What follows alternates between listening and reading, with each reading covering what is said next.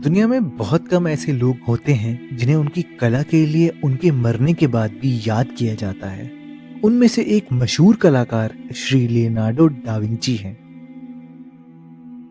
Italy की राजशाही के दौरान लियोनार्डो डा विंची एक कलाकार, वैज्ञानिक तथा खोजकर्ता के रूप में जाने जाते थे।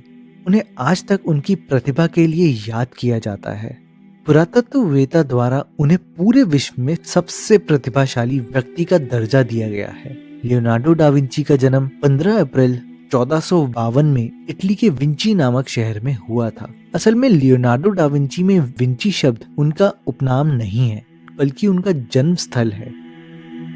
नमस्कार दोस्तों, आपका स्वागत है रहस्य में। जैसा कि आप जानते हैं, लियोनार्डो डा विंची के नाम से लेकर उनकी मृत्यु तक सब एक बहुत बड़ा रहस्य है। इसलिए आज हम उनकी सबसे मशहूर पेंटिंग मोनालिसा का रहस्य आपके सामने रखेंगे।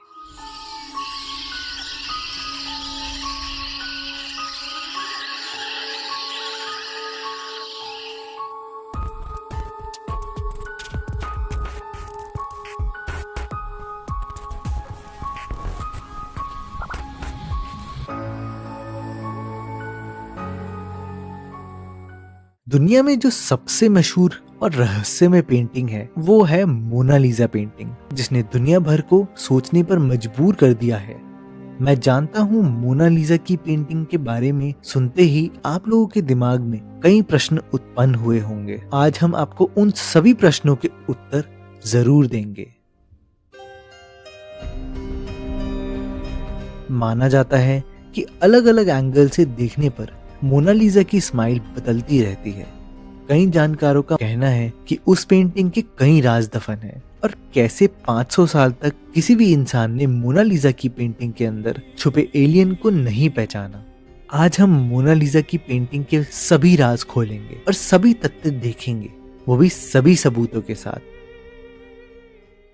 मोनालिसा की पेंटिंग को किसी कागज या कपड़े पर नहीं बनाया गया, बल्कि उसे एक लकड़ी के टुकड़े पर बनाया गया है और वह लकड़ी आज के समय में स्केटबोर्ड बनाने में काम आती है। इस पेंटिंग को 1503 से लेकर 1519 तक बनाया गया था, यानी 16 साल तक डा विंची इस पेंटिंग को बना रहे थे। परंतु जब तक वह पेंटिंग पूरी होती, डा विंची का देहांत हो गया। असल में इस पेंटिंग का नाम मोनालिसा नहीं है, यह एक स्पेलिंग मिस्टेक है। जो असल में इस पेंटिंग का नाम है वो है मोनालिसा।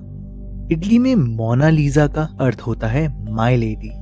यह पेंटिंग एक फ्रेंच रूलर नेपोलियन बोनापार्ट को बहुत पसंद आई थी। इस कारण से उन्होंने इस पेंटिंग को अपने बेडरूम में टंगाया था। डा विंची को मोनालिसा की पेंटिंग अपनी सभी पेंटिंग में सबसे प्रिय थी। वो जब भी कहीं जाते तो वह मोनालिसा की पेंटिंग को अपने साथ लेकर जाते थे। डा विंची ने जब इस पेंटिंग को बनाना शुरू किया था तब वो 51 साल के थे। सन 1797 में मोनालिसा की पेंटिंग पेरिस के लोवर म्यूजियम में पाई गई, परंतु यह किसी को नहीं पता कि वो पेरिस के उस म्यूजियम में कैसे पहुंची।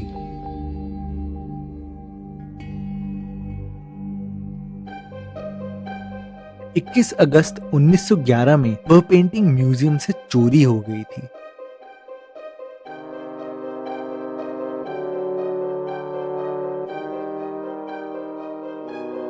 और 10 साल बाद वह पेंटिंग फिर से मिल गई। 1951 में एक आदमी ने उस पेंटिंग पर पत्थर फेंका, जिस कारण से मोनालिसा के उल्टे हाथ की कोहनी पर उस पत्थर के कारण एक निशान पड़ा हुआ है। मोनालिसा की पेंटिंग के लिए लोवर म्यूजियम ने एक खास तरह का कमरा बनाया है, जिसका तापमान ऐसा रखा गया है कि मोनालिसा की पेंटिंग को खराब ना करे। इस कमरे को बनवाने के लिए म्यूजियम ने 50 करोड़ रुपए तक खर्च किया है।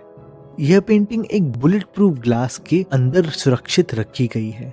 14 दिसंबर 1962 में मोनालिसा की पेंटिंग $100 मिलियन की थी, यानी 680 करोड़ रुपए की थी। और आज के समय में वह पेंटिंग $790 मिलियन की है, यानी 5380 करोड़ रुपए की।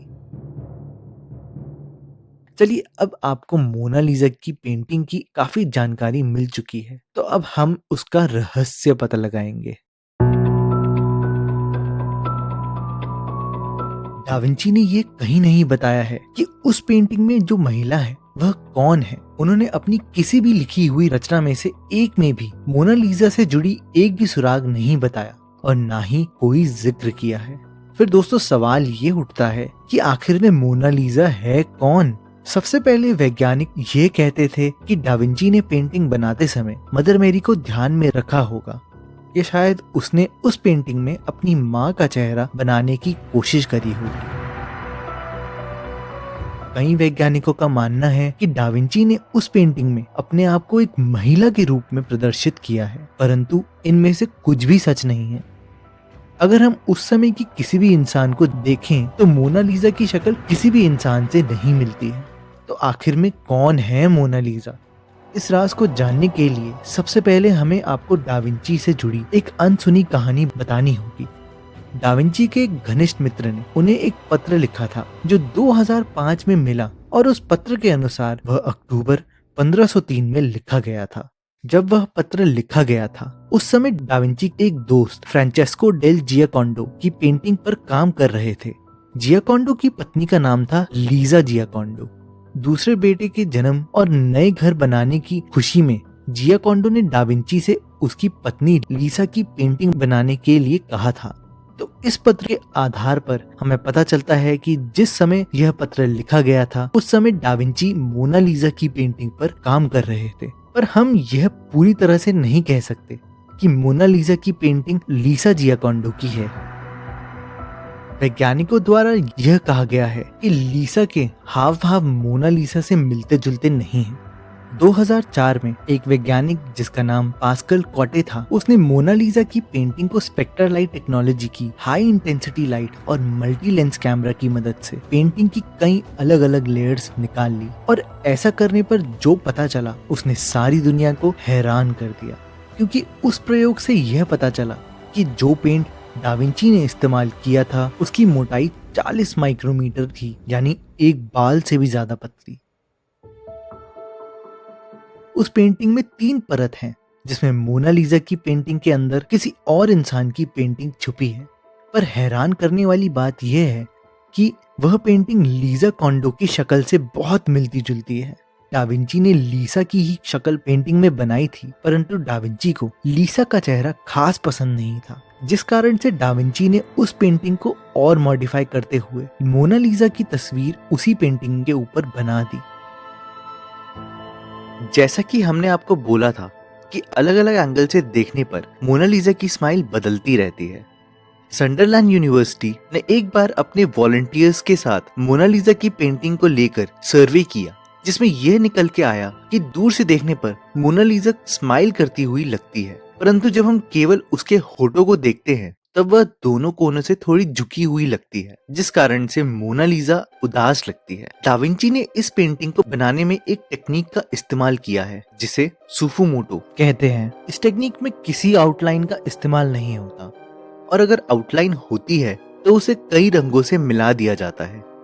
आज तक कोई भी इंसान इस टेक्निक को इतनी परफेक्शन के साथ नहीं कर पाया जितना डाविंची ने किया है। परंतु मोनालिसा की बदलती स्माइल का केवल यह राज नहीं है। असल में जो राज है वह ये है कि जब हम मोनालिसा की आंखों में देखते हैं तो वो एक खुशनुमा इंसान की आंखों से मिलती जुलती है, पर जब हम मोनालिसा के होठों को देखते हैं तब वह मुस्कुराहट गायब हो जाती है। मोनालिसा की पेंटिंग के अंदर एक हिडन मैसेज भी है।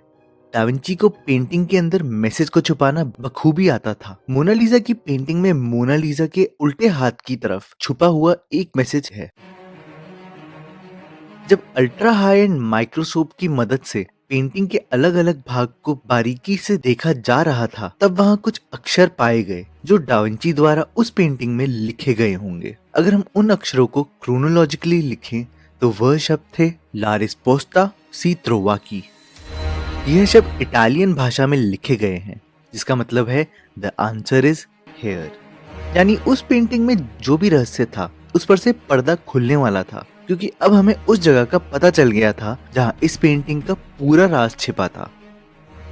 जिस राज को पता लगाने के लिए कई लोगों ने कोशिश करी पर कोई भी कुछ पता नहीं लगा पाया।